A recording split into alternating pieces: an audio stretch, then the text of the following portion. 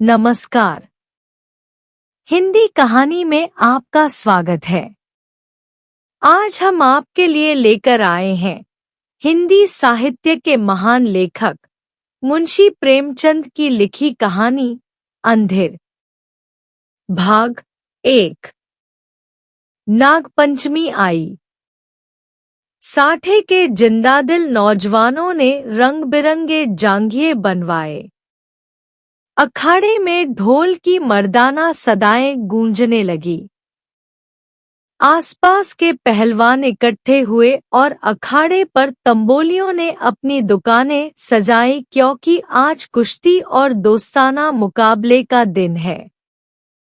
औरतों ने गोबर से अपने आंगन लीपे और गाती जाती कटोरों में दूध चावल लिए नाग पूजने चली। साठे और पाठे दो लगे हुए मौजे थे, दोनों गंगा के किनारे। खेती में ज्यादा मशक्कत नहीं करनी पड़ती थी, इसीलिए आपस में फौजदारियां खूब होती थी। आदिकाल से उनके बीच होड़ चली आती थी।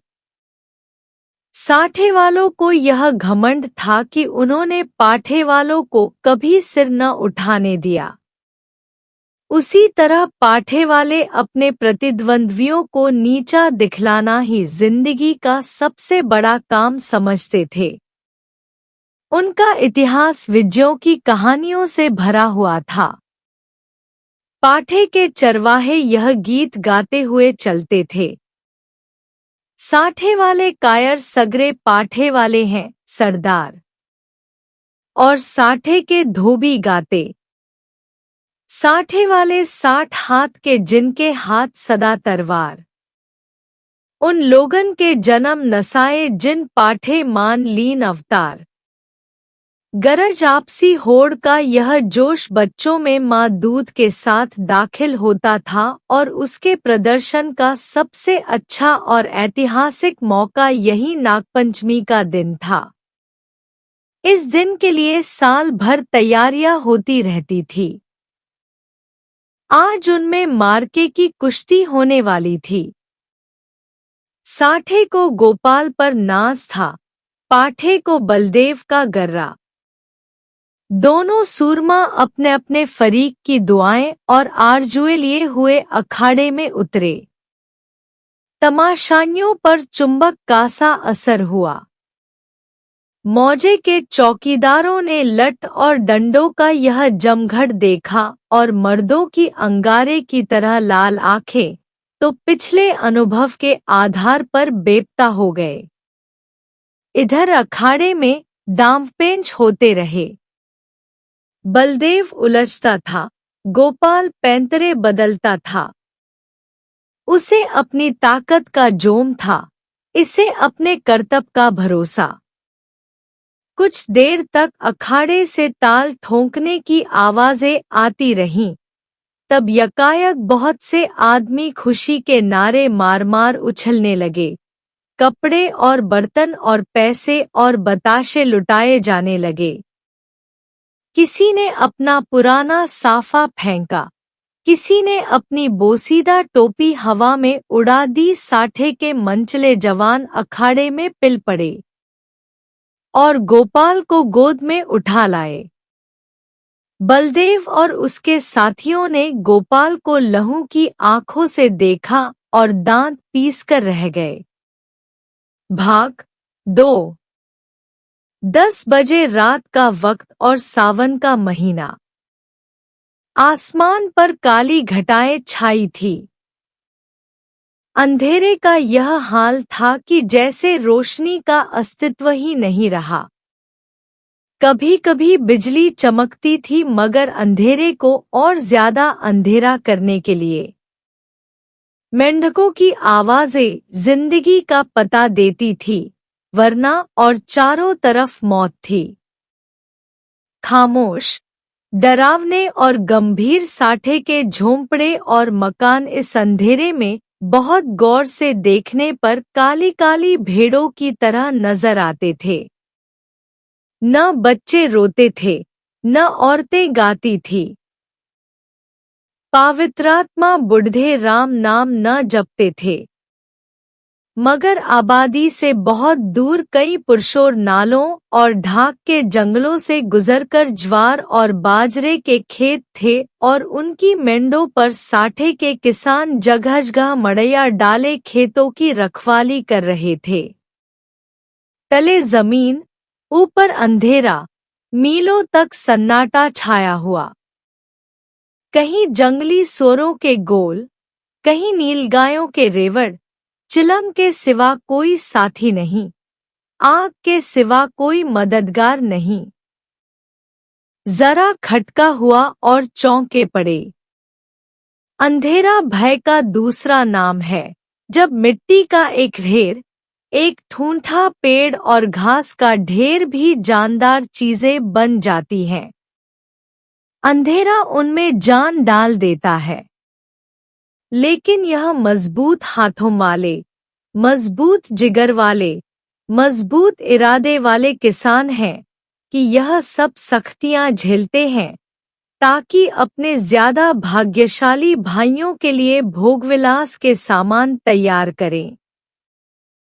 इन्हीं रखवालों में आज का हीरो, साठे का गौरव गोपाल भी है, जो अपनी मड़ैया में बैठा हुआ है और नींद को भगाने के लिए धीमे सुरों में यह गीत गा रहा है।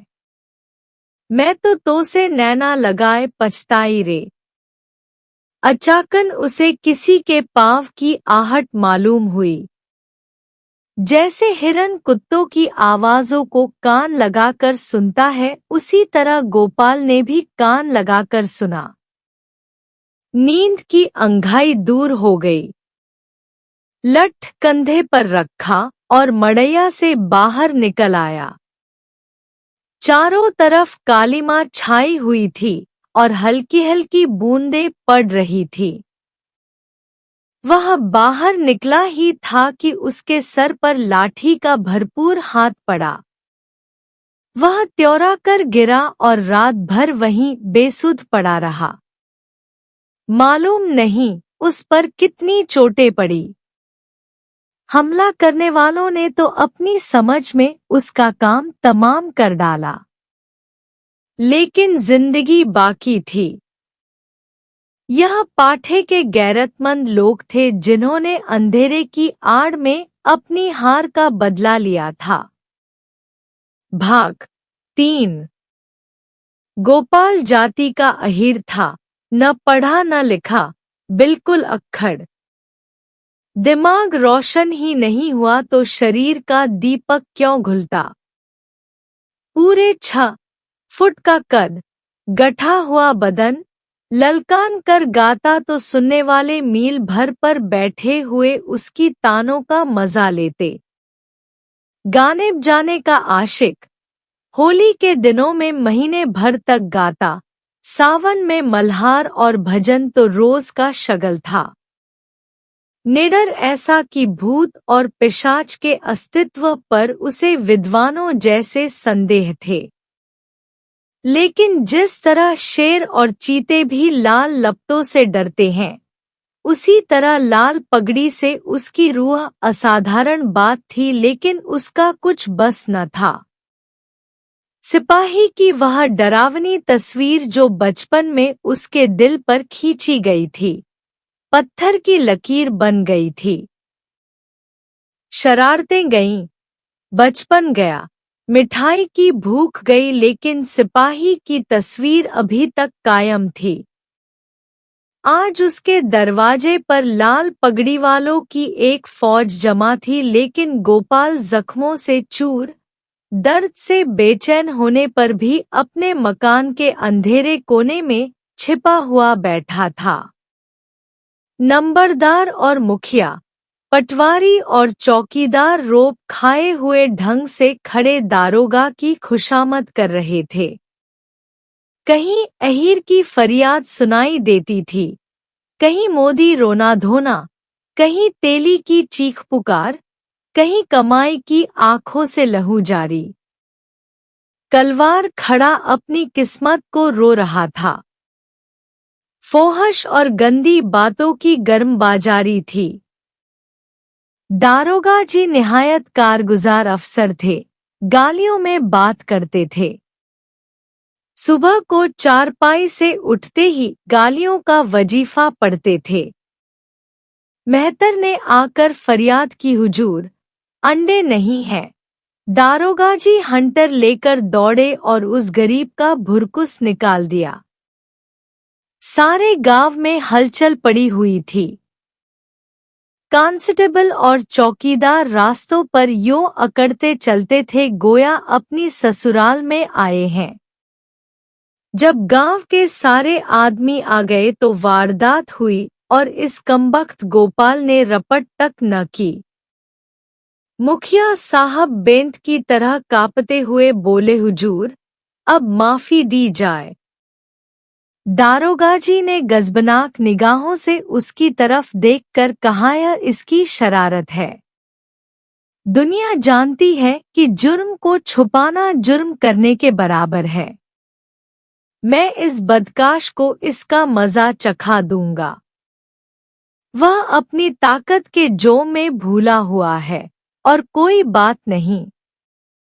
लातों के भूत बातों से नहीं मानते। मुखिया साहब ने सिर झुकाकर कहा, हुजूर, अब माफी दी जाए। दारोगा जी की त्योरियां चढ़ गईं और झुंझलाकर बोले, रे हजूर के बच्चे, कुछ सठिया तो नहीं गया है। अगर इसी तरह माफी देनी होती तो मुझे क्या कुत्ते ने काटा था कि यहाँ तक दौड़ा आता। न कोई मामला, न ममाले की बात, बस माफी की रट लगा रखी है। मुझे ज्यादा फुर्सत नहीं है। नमाज पढ़ता हूँ। तब तक तुम अपना सलाह मशविरा कर लो और मुझे हंसी खुशी रुखसत करो, वरना गौसखा को जानते हो, उसका मारा पानी भी नहीं मांगता। दारोगा तकवे व तहारत के बड़े पाबंद थे। 5 वक्त की नमाज पढ़ते और 30 रोजे रखते। ईदों में धूमधाम से कुर्बानियां होती। इससे अच्छा आचरण किसी आदमी में और क्या हो सकता है। भाग 4। मुखिया साहब दबे पांव गुपचुप ढंग से गौरा के पास और बोले, यह दारोगा बड़ा काफिर है, 50 से नीचे तो बात ही नहीं करता। अव्वल दर्जे का थानेदार है। मैंने बहुत कहा, हुजूर, गरीब आदमी है, घर में कुछ सुविधा नहीं, मगर वह एक नहीं सुनता। गौरा ने घूंघट में मुंह छिपाकर कहा, दादा, उनकी जान बच जाए, कोई तरह की आंच न आने पाए। रुपए पैसे की कौन बात है, इसी दिन के लिए तो कमाया जाता है। गोपाल खाट पर पड़ा सब बातें सुन रहा था। अब उससे न रहा गया। लकड़ी गांठ ही पर टूटती है। जो गुनाह किया नहीं गया वह दबता है मगर कुचला नहीं जा सकता। वह जोश से उठ बैठा और बोला, 50 रुपए की कौन कहे, मैं 50 कौड़ियां भी न दूंगा। कोई गदर है, मैंने कसूर क्या किया है। मुखिया का चेहरा फक हो गया। बड़पन के स्वर में बोले, धीरे बोलो, कहीं सुन ले तो गजब हो जाए। लेकिन गोपाल बिफरा हुआ था, अकड़कर बोला, मैं 1 कौड़ी भी न दूंगा। देखें कौन मेरे फांसी लगा देता है। गौरा ने बहलाने के स्वर में कहा, अच्छा, जब मैं तुमसे रुपए मांगू तो मत देना। यह कहकर गौरा ने, जो इस वक्त लौड़ी के बजाय रानी बनी हुई थी, छप्पर के एक कोने में से रुपयों की एक पोटली निकाली और मुखिया के हाथ में रख दी। गोपाल दांत पीसकर उठा, लेकिन मुखिया साहब फौरन से पहले सरक गए। दारोगा जी ने गोपाल की बातें सुन ली थी और दुआ कर रहे थे कि ऐ खुदा, इस मरदूद के दिल को पलट। इतने में मुखिया ने बाहर आकर 25 रुपए की पोटली दिखाई। 25 रास्ते ही में गायब हो गए थे। दारोगा जी ने खुदा का शुक्र किया। दुआ सुनी गई। रुपया जेब में रखा और रसद पहुंचाने वालों की भीड़ को रोते और बिलबिलाते छोड़कर हवा हो गए। मोदी का गला घुंट गया। कसाई के गले पर छुरी फिर गई। तेली पिस गया। मुखिया साहब ने गोपाल की गर्दन पर एहसान रखा, गोया रसद के दाम गिरह से दिए। गांव में सुरखरू हो गया। प्रतिष्ठा बढ़ गई। इधर गोपाल ने गौरा की खूब खबर ली। गांव में रात भर यही चर्चा रही। गोपाल बहुत बचा और इसका सेहरा मुखिया के सिर था। बड़ी विपत्ति आई थी, वह टल गई। पितरों ने, दीवान हरदौल ने, नीम तले वाली देवी ने, तालाब के किनारे वाली सती ने गोपाल की रक्षा की। यह उन्हीं का प्रताप था। देवी की पूजा होनी जरूरी थी। सत्यनारायण की कथा भी लाजिमी हो गई। भाग 5। फिर सुबह हुई, लेकिन गोपाल के दरवाजे पर आज लाल पगड़ियों के बजाय लाल साड़ियों का जमघट था। गौरा आज देवी की पूजा करने जाती थी और गांव की औरतें उसका साथ देने आई थी। उसका घर सोंधी सोंधी मिट्टी की खुशबू से महक रहा था, जो खस और गुलाब से कम मोहक न थी। औरतें सुहाने गीत गा रही थी। बच्चे खुश हो होकर दौड़ते थे। देवी के चबूतरे पर उसने मिट्टी का हाथी चढ़ाया। सती की मांग में सेंदूर डाला। दीवान साहब को बताशे और हलवा खिलाया। हनुमान जी को लड्डू से ज्यादा प्रेम है। उन्हें लड्डू चढ़ाए, तब गाती बजाती घर को आई और सत्यनारायण की कथा की तैयारियां होने लगी। मालिन फूल के हार, केले की शाखें और बंदनवारे लाईं। कुम्हार नए नए दिए और हांडियां दे गया। बारी हरे ढाक के पत्तल और दोने रख गया। कहार ने आकर मटकों में पानी भरा। बड़ी ने आकर गोपाल और गौरा के लिए 2 नई नई पीढ़ियां बनाईं। नाइन ने आंगन लीपा और चौक बनाई। दरवाजे पर बंदनवारे बंध गईं। आंगन में केले की शाखें गड़ गईं। पंडित जी के लिए सिंहासन सज गया। आपस के कामों की व्यवस्था खुद ब खुद अपने निश्चित दायरे पर चलने लगी। यही व्यवस्था संस्कृति है, जिसने देहात की जिंदगी को आडंबर की ओर से उदासीन बना रखा है। लेकिन अफसोस है कि अब ऊंच नीच की बेमतलब और बेहुदा कैदों ने इन आपसी कर्तव्यों को सौहार्द्र सहयोग के पद से हटाकर उन पर अपमान और नीचता का दाग लगा दिया है। शाम हुई। पंडित मोटेराम जी ने कंधे पर झोली डाली, हाथ में शंख लिया और खड़ाओं पर खटपट करते गोपाल के घर आ पहुंचे। आंगन में टाट बिछा हुआ था। गांव के प्रतिष्ठित लोग कथा सुनने के लिए आ बैठे। घंटी बजी, शंख फूंका गया और कथा शुरू हुई। गोपाल भी गाढ़े की चादर ओढ़े एक कोने में फूंका गया और कथा शुरू हुई। गोपाल भी गाढ़े की चादर ओढ़े एक कोने में दीवार के सहारे बैठा हुआ था। मुखिया, नंबरदार और पटवारी ने मारे हमदर्दी के उससे कहा, सत्यनारायण का महिमा थी कि तुम पर कोई आंच न आई। गोपाल ने अंगड़ाई लेकर कहा, सत्यनारायण की महिमा नहीं, यह अंधेर है। जमाना जुलाई 1913। वीडियो देखने के लिए आपको बहुत बहुत धन्यवाद।